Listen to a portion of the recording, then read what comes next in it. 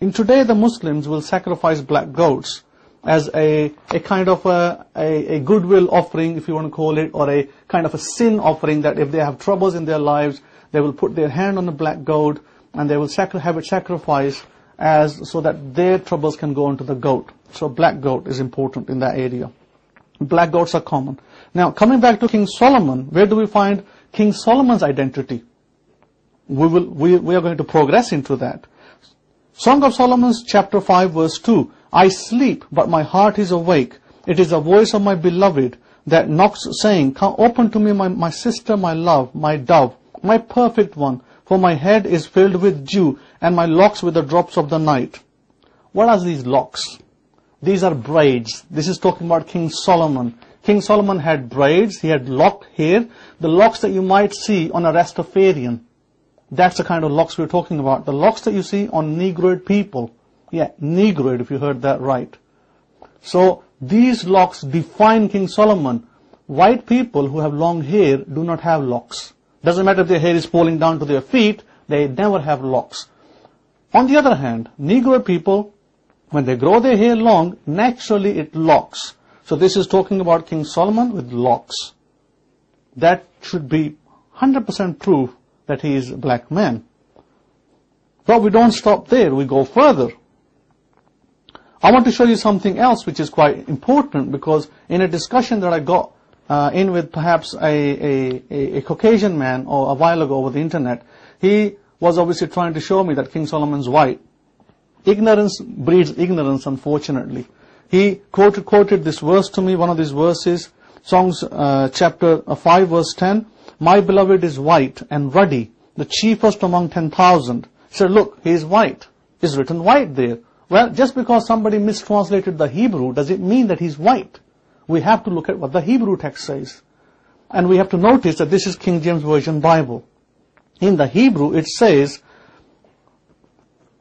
Dodi Zach Adum. Now, I'm going to read out the version AFNHSS, Abrahamic Faith Nazarene Hebraic Study Bible, what that says. So, the Hebrew, now, those people of you who speak Hebrew out there, listen carefully. Dodi Zach. Here we go. Let me find the text here first. Dodi Asach Adum. Now, the text reads, my beloved is dazzling in the Abrahamic Faith Bible. The word Sach, I'm going to show you the word Sach, the Hebrew word, is here. Zadi and a Chet. I'm going to come back to this Zadi and Chet in a minute, but Zadi and Chet are important. The Chet character always defines something quite important of a person's character. Always. It is used in Hebrew, in ancient Hebrew, in such a way. So, when we say Zach, the term actually means dazzling in this particular instance, in context. He is dazzling and reddish black, the Adum. The Adum does not mean red, as most people have translated it. Zadi, Dodi, Zach, Adum.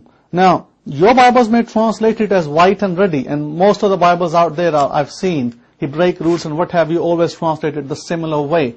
They are incorrect, unfortunately. This is where the Abrahamic Faith Bible is miles better. Dodi, Zach, Adum actually does mean that his skin was dazzling. When you look at a black man standing in the sun, notice his skin is shining. So the dazzle on his skin is what this is talking about. It is not talking about his color. Zach does not mean white. And I will prove that to you in a second. I will prove it to you from the Jerusalem Bible that it does not mean white. White is an incorrect translation. Whoever put it in there was obviously ignorant of the text, didn't know, and so decided to make it white. For instance, the JPS, which is a Jewish publication Bible, it reads, my beloved is white as well. Okay? Now again, this is incorrect. Very, very incorrect. Why is this incorrect? Even in the Jewish publication Bible. Well, if you want to take on the identity of another people, well, then King Solomon becomes white. If you want to take the identity of Abraham and call yourself Muslims for argument's sake, Muslims say that Abraham was a Muslim. Therefore, For all practical purposes, Adam is a Muslim, Abraham is a Muslim, Moses is a Muslim. You take on the identity. That's actually what has happened. A lot of the people in Israel are converts. They are proselytes, what we call proselytes. They are not the sons of Shem, many of those people. This is a known fact. Those people came from the regions of for instance, Khazar. So you need to look up this history, who these people are. They're sons of Japheth. They're not sons of Shem. However, they have taken on the identity. So when these people will translate the text, and remember, JPS wasn't translated in the first century, it was translated centuries later. Then of course, you can make it whatever you want to, whatever fits the bill. That has happened, unfortunately, sometimes. Whether that was deliberate or not, that's not the argument. Discussion is, it did happen. So we look at the word zah, which doesn't mean white. So what is the Hebrew word for white, you might ask? The Hebrew word for white, my friends, if you want to look it up, is Laban. Remember Laban? Do you remember Eliezer, Abraham's servant, going to Laban? He is described as white. That is the term for white in Hebrew.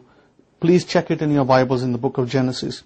So the word Adum. Now why did I translate Adum as reddish black in the AF Bible? You might say Adum means red. If you said that, you would be wrong.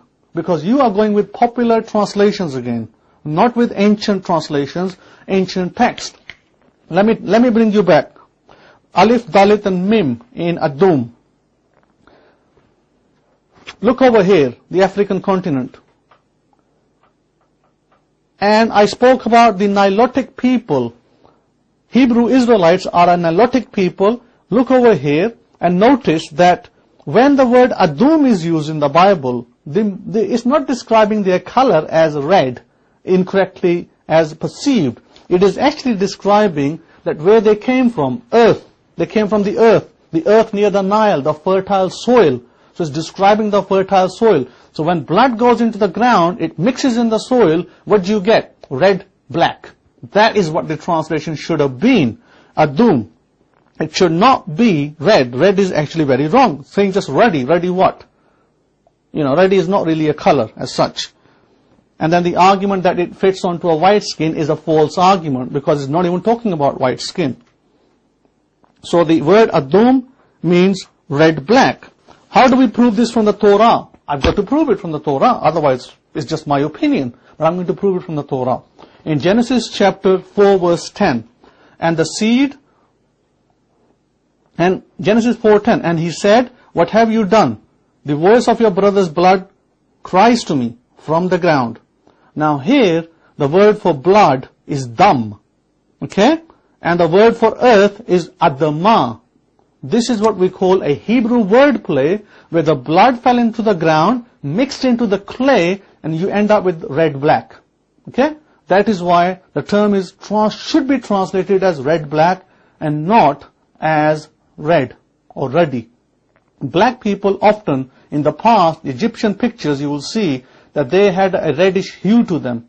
And if you look carefully at a brown skin of a black person, if you look at the skin, you will see a red hue sometimes, even on their face. You will see slight red hue, but you got to look carefully. So, going back to this, that we find that the ancients, when they saw the fertile Nile Valley over here, when the ancients saw it, they associated the color of blood with the earth, meaning earth and blood together. You can't separate the blood from the earth because the original man was created here.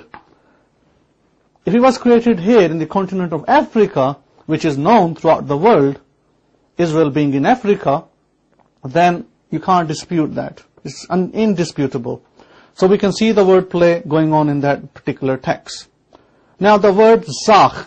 The word zah, I'm going to come back to that. That actually means, as I described earlier, dazzling. And the other translation for the word zah is hot. Now, notice the inconsistency of the King James Version translators. So what they did, they took the word zah here in the text of King of Solomon, Songs of Solomon, and they translated it white. At another place, they did not translate it white, they translated it as dry. Notice the difference? What's the difference between dry and white? It's a big difference. So my friends, we must understand that there are reasons for this, but we're going to end it here. We're going to end it here, and we're going to continue in the next segment, and we will call that the next part of this, because this has gone on for long. So I want you to stay with me, and we will come back shortly in the next segment. Thank you. Shalom, shalom to you.